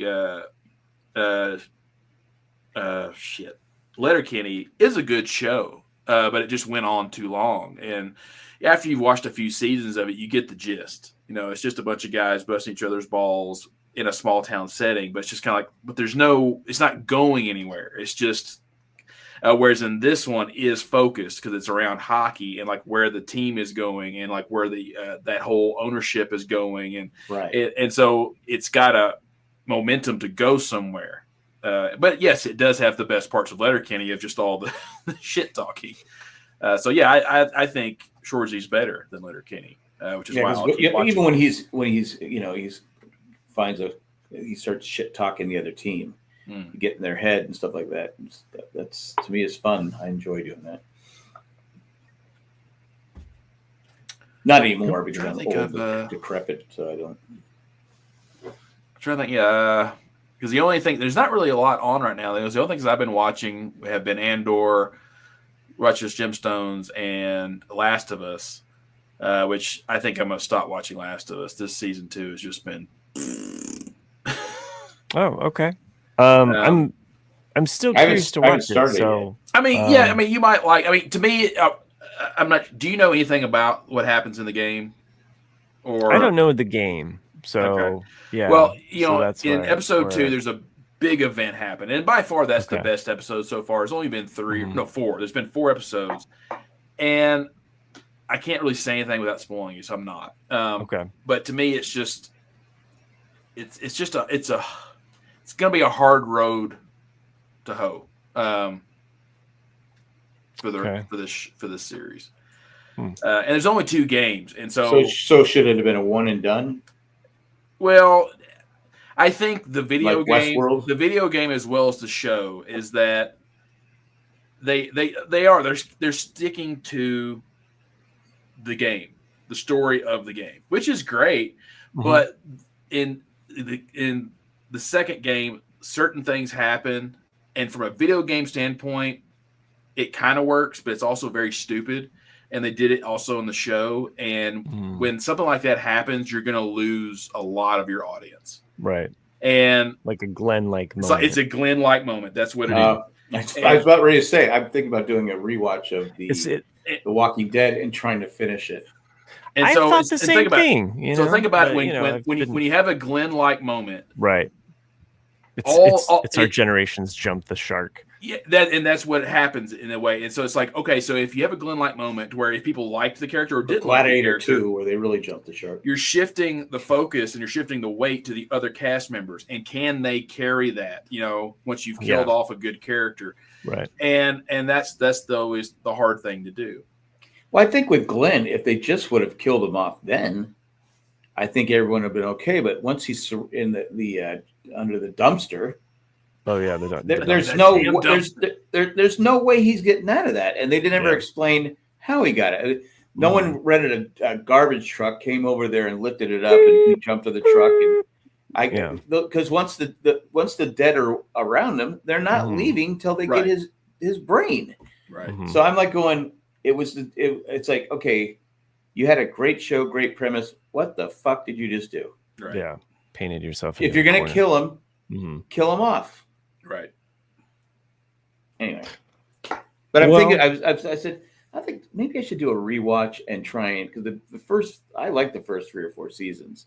The first season's good. I like the first season. The second season to me because I've said this before because AMC cut their budget in half for season 2 because they wanted to make sure that Mad Men had a good last season, and that's why they're all at the damn farm. In season 2. And to me, all you need to watch of season 2 is the first mid-season finale and the finale, and you're good. I like the farm stuff. Do you? Yeah. Okay. Yeah. Well, I always said, I think we talked about it. I said, I go, because it showed that the dead were once the living. I mean, it's the whole scene with the daughter. I mean, it's right. It's the daughter is in the barn or something like that. Yeah. Right. They don't want to. They want to let her out because it's their daughter. I mean, I thought I was okay with that. I know a lot of people didn't like it, but I was okay with it. Well, I think it's just because it got stale, and that's usually where my problem is. If you're not progressing forward, then, and that's the thing is that with the governor, which is like season 3 or 4. That was fine. Then you have the prisoner, the prison, and that's good.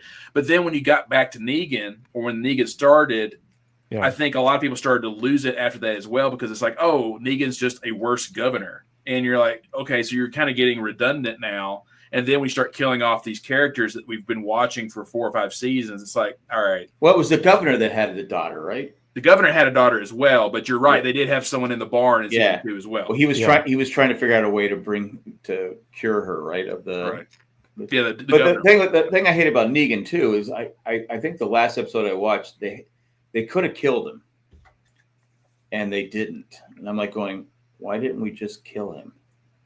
You had him in your sight. And I can't remember what it was. I go, all right, I'm done with this. And I like the actor who played Negan, and I'm like going, I'm done. Matt Treese has got it right. They dragged everything out, and they took their audience for granted. And I agree. Yeah. Walking Dead with 3 stupid guys. Yes. Yep. We'll finish it.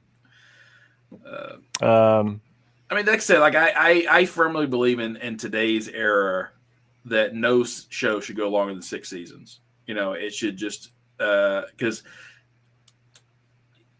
anything past 6 seasons, you're not going to binge it again. For the most of us aren't. And so if it's a really good show, someone could watch 60 episodes. It's like, oh yeah, it's no problem. I'm going to watch 60 episodes, or if it's 10 or 12 or 8 or whatever. It's like, yep, that's this perfect sweet spot. Yeah. Wrap it up, and then you're good. It's funny that you mentioned that, because my son has been binging the Flash. Like we had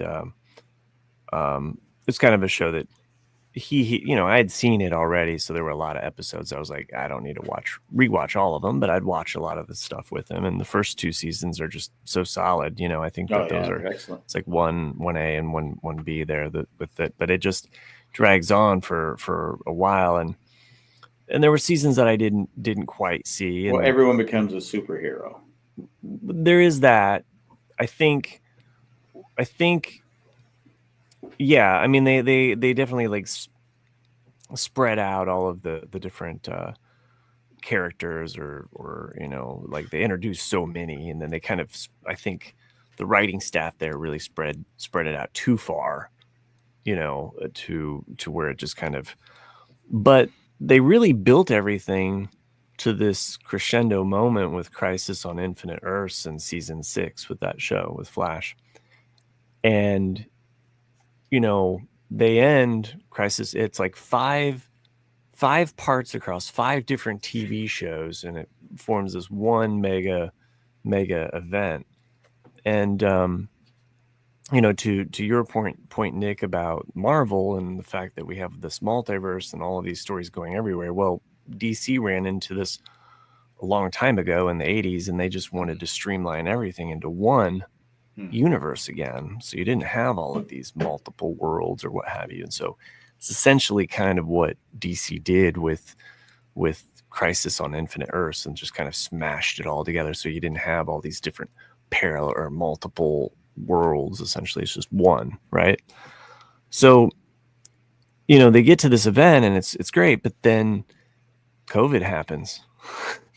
and really, even my son's kind of, we're now into season 7, and he's just kind of like, he's kind of starting to lose a little bit of the interest. Yeah, I can tell that he's just like, it's like, sure.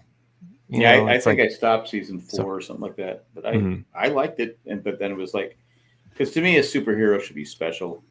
Yeah, there shouldn't be. It's like going, okay, what are we in, superhero world? What's going on here? I mean, well, they had the meta event, and then they had all of these other. Each season they kind of use a different kind of event or thing to kind of bring in all of these other villains. Yeah, it was just, let's drag this out.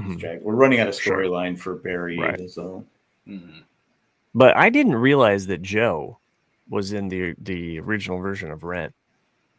So I didn't realize that was the same actor that was in Rent. He was also in wasn't he also in Law and Order?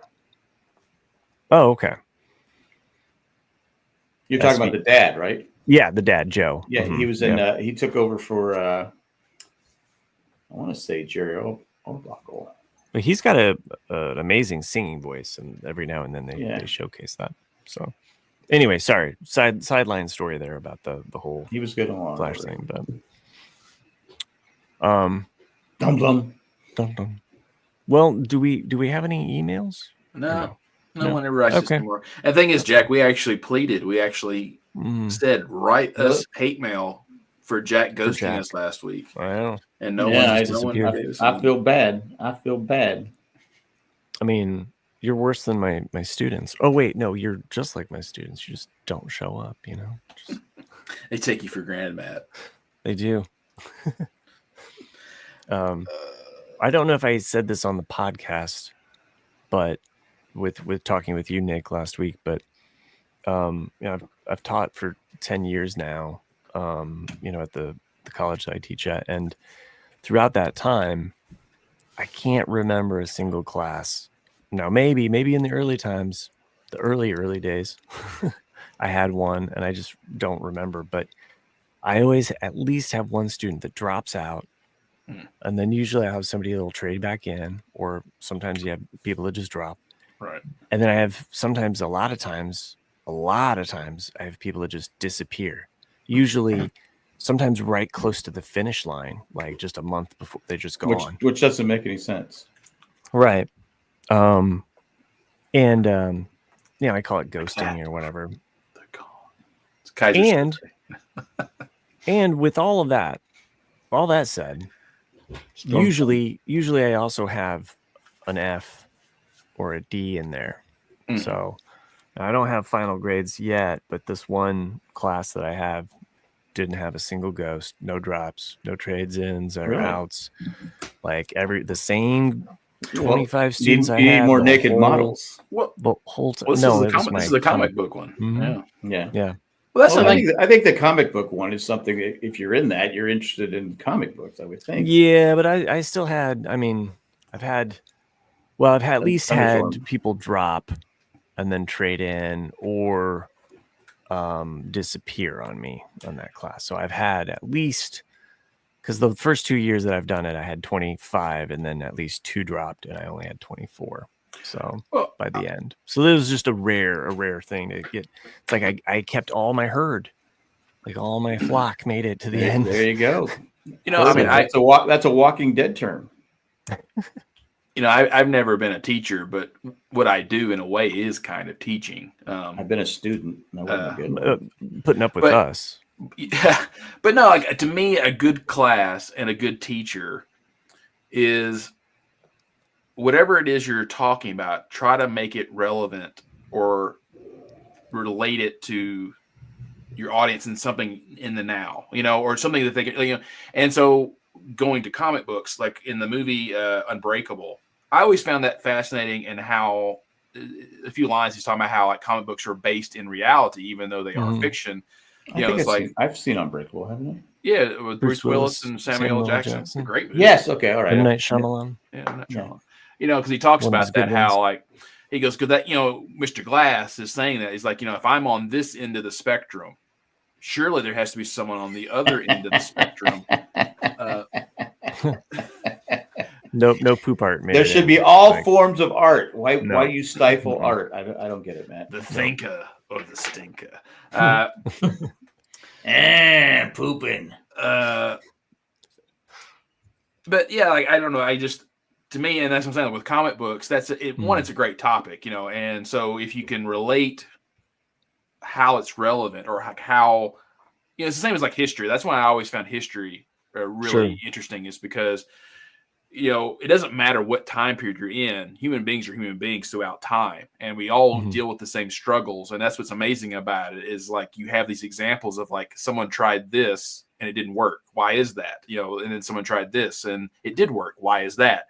And that's how you can teach anything successfully, is like, hey, like I'm trying to relate this to right now, and that's, and I'm just trying to give you, somewhat a compliment, Matt, I guess. But see, thanks. Some people, thanks a lot. Some people don't think history is important. They don't, but it is important because it repeats itself.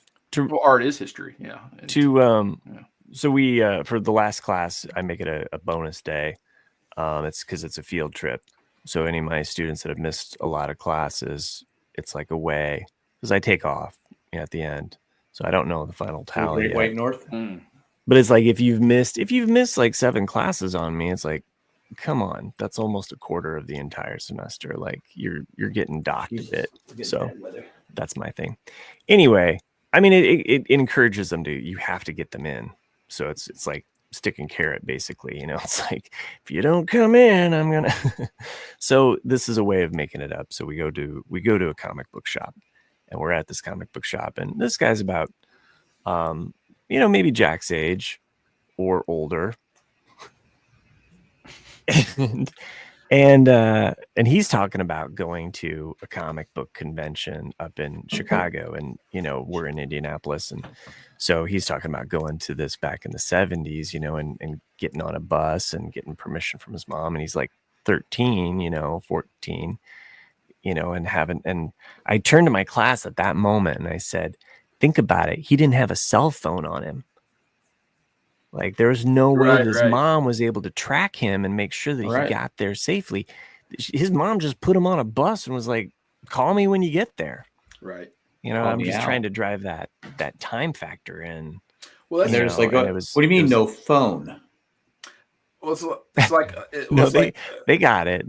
But I mean, it's unique because it's like they got to know the historical context. We're talking to somebody about conventions. Like I want them to think about like how different life would have been, and because he's also describing it too. He describes the convention, how different it is, and he's talking about how even people, it's like, yeah, they were just at a card table. You just walk up, you can talk to them. There was no fee. You get them to sign something. They were just happy to talk. And what's like Comic-Con was originally just comic books. Yeah, like books, these students are just hearing that little snippet. I feel it's like, okay, well, you've learned something today. Yeah, even if you've come out to, It's like I know I've mentioned this book before. I read it in like 2008, and I think it was published in 1998, and it's called Confucianism Lives Next Door, and it's about this American family that moves to Tokyo in the mid 90s or late 90s. And he's talking exactly what you're talking about, Matt, and that because a lot of the book, what makes it fascinating is just the culture shock and how a Western mind thinks of Eastern norms and traditions. And what made me think of that is one of his daughter's first friends wanted to take her to Disney Japan or Disney Tokyo or whatnot. And to us, that would be like, I think they were like, I think 12, I think at the time, or 10. Yeah. And, in our minds, like, oh, what adult's going with you? And they're like, no, they'll be fine. And that's what it was. And it's like, to him, it's just like, it was so odd for me to put my 12-year-old daughter on a subway with another 12-year-old and say, have fun at Disneyland. Like it was because to us, that would just be insane. But in their culture, it's such a shame and family type system to where it's like any one of us in a family does anything wrong, the whole family is screwed. And so that was what kept their society in check for so long. It's just like, I don't remember seeing a lot of kids by themselves on the subway. It's different now. But at that time, 25 years ago, that's what they're saying is, but like now, because the whole world has gotten so much smaller and cultures have started to blend, it's just not like it was anymore. Yeah. I mean, there's kids that ride the subway in New York, Yeah. They're brave. But I wouldn't let my kids do it. Sure. Because I know when I was 8, but there are kids that have to, because that's the only way that they get. I know a big deal when I was 8, walking to the grocery store. Right. When I was 8, it's like a mile and a half away on this busy street. And I go, there's no way I'd let my kids do that. Jay, I think we gave him a little, because he was kind of it's Jay. Yeah. It's Jay. If you lose him, what's the big deal? But no, but seriously, Jay, we gave a little more leeway because he was a little more older. He was a little more old school. I mean, I don't know, trusted him a little more, I guess I should say. Well, you probably said, well, nobody's going to kidnap you. I mean, look at you. No, you got a big melon, so there's no way that's going to happen. Yeah. You got hit the other day and you rubbed it. That tells us everything we need to know, Jay. Yeah, it's true. Anyway. Yeah. Well, I guess on that note, we can wrap it up here for tonight. I got a thunderstorm coming. Yeah, wrap it up. Not today, but like last 2 days, it has rained. And not just like usually the way Colorado rain works, it's like 20 minutes and then it's done. It rained all day, and I was like, "This is weird. Like it's like being in the South. It just didn't stop." Well, we had a storm Monday, and I had to go pick up. I said, "Man, it's going to open up. Hopefully, it holds off till I pick up my granddaughter at school." I start taking off. I go, I can't see a damn thing. I mean, I'm driving but I got to go because we got to get out there. I'm driving. I finally get on the freeway. Everyone's under the bridges because hail's fall. It's raining so damn hard you can't see. So finally, I get close to where here today too. They're about 20 minutes away. Oh, it didn't rain out here. Okay, that's cool. Finally, I pull in front of the school. I get out of the car, and all of a sudden I go, "Holy!" The storm Just came my way. It just. I said, so I got the umbrella. I went to go pick her up, and I think we're walking. that's karma. It's just following you around. I think so. Well, you know how when it rains, the wind's blowing. Yeah, the umbrella is useless, and we get the car, and we're just both soaking wet, soaking wet. So we had all these napkins from like fast food restaurants in the club, and we're cleaning it. But I said, "Damn, that was a lot of rain, and we have this overflow pond next to us. When they put those condos, they put this overflow thing. And I said, one of these days it's gonna come over the top."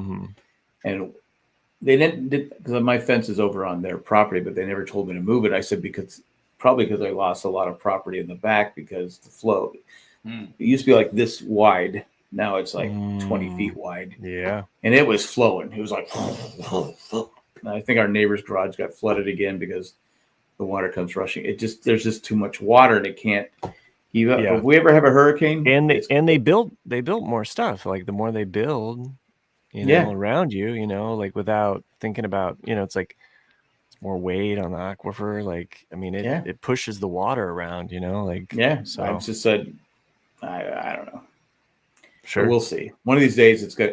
If it's like this close, and it rained for like an hour straight. It's like there was this building that like I used to drive home the same route back and forth to Dolphin all the time. Same route, They started putting in this one building, right near the it's just farmland, and all of a sudden they put in this building, and the water from that just pushed across the road. It never did that before until that building was there, pushing that water, and it just. You could just kind of see it how they had a retention pond there, but now because of the retention pond, that water kind of came up and over the road and then it froze and I was like, well, this wasn't here before.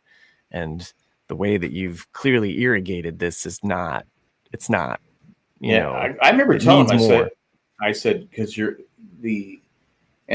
our neighbors, their garage did flood when they were building all this because we have and the sandbags they had up. My oldest daughter and I, we went and because they were covering the drains, we went out there with there's like this much water and we're clearing the drains, but it was too late. Their garage was and they paid the damages and stuff like that. I go, sure, this is going to happen all the time because you have hills now where it used to be flat and you had trees and they absorbed the the ecosystem. I go, why didn't you make the roads flat? I mean, why did you build it on a hill? I mean, it was flat before. I heard that. Wow, yeah, I heard it. It was flat. It was flat before. Why didn't you just keep it flat? But anyway, it just so when it rains hard, that water just comes rushing down, and they flood it out again. I mean, it wasn't as bad, but still. I told you about the flood that we had here this spring. How bad it got, here. It was we hadn't had it that bad since 2008, and if they hadn't done the post flood preparations, now the grates, like we could walk past them where we could see these big huge tubes that they put in the ground after the last flood, and all the water was flowing down. Well, we could walk past the drain and you could see the water just at the very bottom of that drain. Like, there's no creepy clown in that thing. Like, it's just like that's what I was thinking too. It's just water right there. And so we, it's like But if we had one more rain, just like what we had, like after that, if it was like that and we had another rain, it's like, oh yeah, I could see where it could come all the way up, what it was before. So Yeah, it's crazy how much. I mean, obviously, Nick, you're used to it, but San Diego, we weren't used to that. Once in a blue moon, it would rain like that, but it just, like I said, my hometown where I'm from. I mean, because I grew up on the Mississippi. I mean, my home once a year, the whole town floods. And it's amazing that the government has not just bought the whole town and said, "You fuckers can't live there anymore." Don't live here. Because I don't build even this high. I don't even know how people get home insurance. Mm-hmm. For that little town, because it's just not, you couldn't afford it. You just have to buy a shithole house that's been flooded and then just say, okay, I paid $5,000 for this house, and right, it is what it is. We have one down the street. It's like you're in the floodplain. Yeah. It's like there's no, if it goes like what it did, it's like, yeah, and it's funny too, because there was a property right next to the park in our town. And it was a real nice spot because it's like you knew everything over here was park. So, nobody's going to come in and build a house there. So your house has kind of got a big, huge yard to the side of it, even though it was all fenced in and had a nice garage and everything.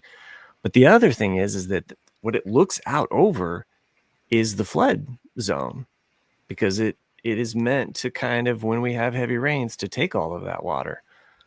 But then when it came all the way up to their house, right, and they just bought it, they spent $500,000 on that house. It's like, surprise, right? You're in the flood zone. Yeah. So well, that's what's nuts about like the city of Houston. The metropolitan size of Houston is larger than the state of Connecticut, and after all the prime real estate, 30 years ago was all taken up, that's the only place for people to live is in the floodplains that, all come down through Texas. And that's what's crazy is when a hurricane comes through or any heavy rains in Texas, like, a good quarter of the city is completely fucked. I mean, not that I have ever lived in Houston, but I've seen enough floods come through there. You're like, why would you, it's because it's cheap, but like, why would you build a home? Why would you live with that, fear of, I know when I know I've talked about this before. We're driving up Pennsylvania to Pittsburgh. You go through West Virginia and Virginia. It's just amazing how much acreage of land has not been touched. Yeah, there's no jobs. Yeah. Well, yeah, miles and miles and miles, and all of a sudden you go, "Is that a house up there?" Right. How the hell did they get up there? Because it's some clearing. Some trees are cleared. I mean, I guess there's a road where they get up there, but it's like, it's just amazing how much land is still hasn't been touched, especially on the east side of the country. Because I mean, like you look at New York, the state of New York, for example. I mean, not what people call upstate, but like the true upstate part of New York. Like nobody lives there, and it's because there's no industry. Well, there's a lot of farms up there. Farms, yeah, but like there's nothing. Yeah. You would think that for a state as old as New York, or that would be really populated, but aside from the city and Albany and Rochester, it's not really, in Buffalo. There's not really, it's kind of sparse for the most part. The land's only worth whatever people are willing to pay for it. Right, that's true. Yeah. I mean, it can sit there untouched, and one person can own it, and it's like there's a house right down the street where it's just like, it just keeps getting worse and worse and worse. And it's just like, well, as long as the person that owns the property is willing to fork over the money for that thing, they can just sit on it forever. Yeah. But it's unfortunate because it's just an eyesore, and it's like, well, but it's also in the floodplain. So if you had to build, you'd have to build up high enough that your garage would be under. But anyway, we'll pull this puppy over since it's Jack's about to get stormed out here, and we're almost at 2 hours. So this would be a good time to go to an ad for flood insurance. Thanks, Miami Mike. We'll put in another commercial. Hopefully, it's for flood insurance. So get your flood insurance. There we go.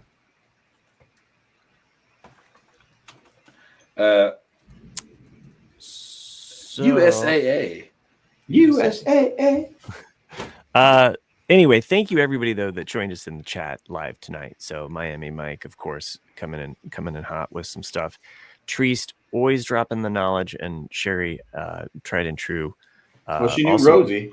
and she also, you knew Rosie, and you also say that Night Shift is a great movie. I've seen it. Jack doesn't believe me.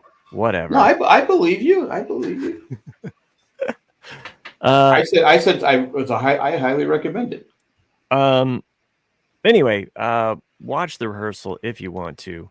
Send us an email at rcadcast@gmail.com. Follow us on YouTube at RambleCast AfterDark, or go over to jandjack.com and become a patron. A couple patrons that make this show possible, though: Eckhart Richter, Maggie the Magnificent, Joanne with the Master Plan, and Ed the California Letter Carrier. Maybe he's not in California anymore. No, he is. Yeah, he is. Anyway, thanks for doing what you do, and thanks everybody that joined us again. We'll see you maybe next week. No, I think we'll figure it out. I think you and Chris and Jack maybe.